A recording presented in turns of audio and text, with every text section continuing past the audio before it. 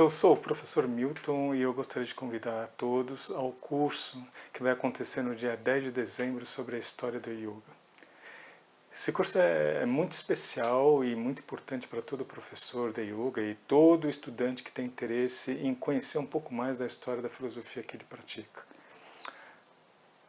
E assim, evitar de cometer algumas gafes, como por exemplo, dizer que o Hatha Yoga é um yoga extremamente antigo, sendo que a sua criação se dá entre o século X e o século XIV depois de Cristo, né? Ele é totalmente estruturado no século XIV, quando o Hatha Yoga Pradipika, que é um compilado de diversos textos, é escrito. Então, a ideia desse curso é dividir ele em 4 partes. A primeira, que é sobre o yoga antigo, pré-clássico e clássico, onde eu vou falar en passant, e nesse en passant um pouquinho sobre as raízes do yoga dentro do Vale do Indo, o que tem de evidência, o que não tem de evidência, o que é simplesmente conjectura e aquilo que é fato.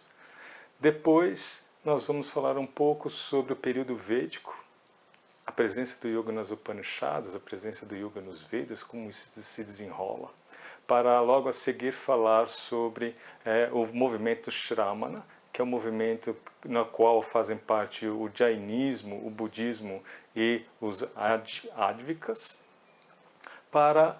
e qual a influência disso dentro do yoga? Então, o aparecimento do budismo ele tem uma influência profunda, entre outras, a utilização dos termos kleshas, como angústias existenciais, que é o apego ao prazer, a fuga da dor e o medo da morte, que são temas extremamente abordados não só pelo Samkhya como o budismo. E isso é um movimento de conversa mútua que existe entre essas duas escolas, nesse período, que é o período que vai entre o século IV e III a.C.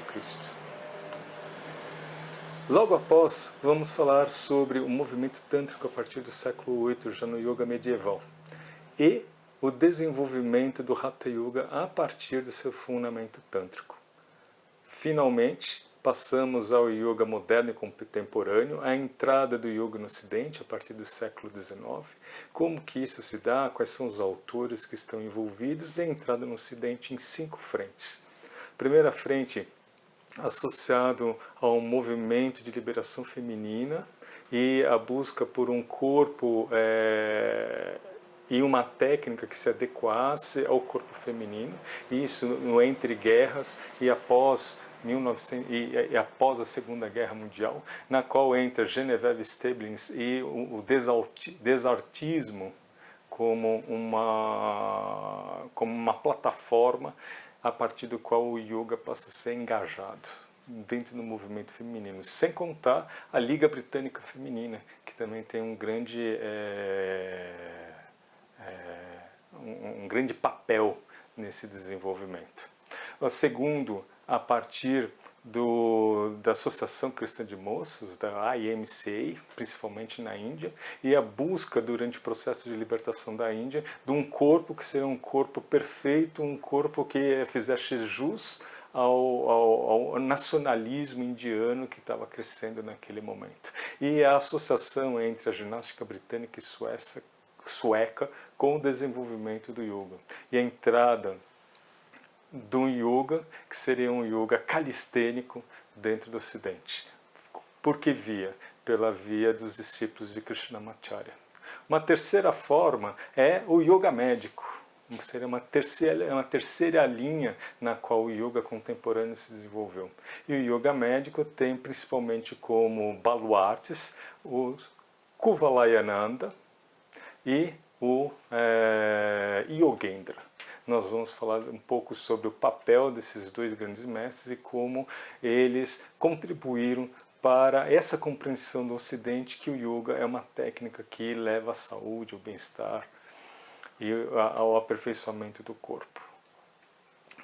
Por último, nós temos 2 vertentes que se fundem em uma, que seria o aspecto esotérico religioso, onde nós vamos analisar o papel da escola teosófica e a vinda de Vivekananda para o Brasil no Congresso das Religiões de Chicago, no qual ele expõe pela primeira vez o yoga propriamente dito.